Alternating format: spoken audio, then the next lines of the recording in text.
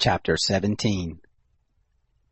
Elijah the Tishbite, who was of the foreigners of Gilead, said to Ahab, As the Lord, the God of Israel, lives, before whom I stand, there shall not be dew nor rain these years, but according to my word. The word of the Lord came to him, saying, Go from here and turn eastward, and hide yourself by the brook Cherith that is before the Jordan. It will be that you shall drink of the brook, and I have commanded the ravens to feed you there. So he went and did according to the word of the Lord, for he went and lived by the brook Cherith that is before the Jordan. The ravens brought him bread and flesh in the morning, and bread and flesh in the evening, and he drank of the brook. It happened after a while that the brook dried up, because there was no rain in the land. The word of the Lord came to him, saying, Arise, go to Zarephath, which belongs to Sidon, and dwell there. Behold, I have commanded a widow there to sustain you.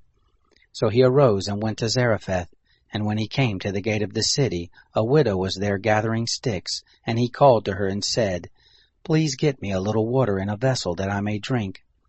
As she was going to get it, he called to her and said, Please also bring me a morsel of bread in your hand. She said, As the Lord your God lives, I don't have a cake, but a handful of meal in the jar, and a little oil in the jar. And I am gathering 2 sticks, that I may go in and bake it for my son and I, that we may eat it and die. Elijah said to her, Don't be afraid. Go and do as you have said. But make me first a little cake and bring it to me, and afterward make one for you and your son.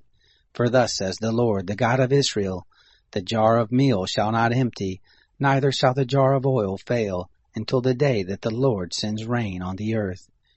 She went and did according to the saying of Elijah, and she and he and her house ate many days.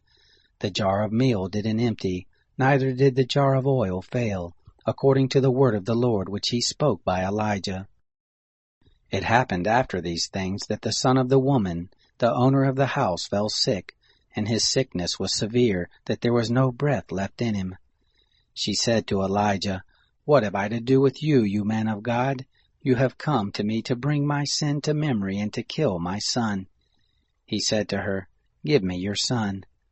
He took him out of her bosom and carried him up into the chamber where he lived, and laid him on his own bed. He cried to the Lord and said, O Lord my God, have you also brought evil on the widow with whom I sojourn by killing her son? He stretched himself on the child 3 times and cried to the Lord, and said, O Lord my God, please let this child's soul come into him again. The Lord listened to the voice of Elijah, and the soul of the child came into him again, and he revived. Elijah took the child, and brought him down out of the chamber into the house, and delivered him to his mother. And Elijah said, Behold, your son lives. The woman said to Elijah, Now I know that you are a man of God, and that the word of the Lord in your mouth is truth.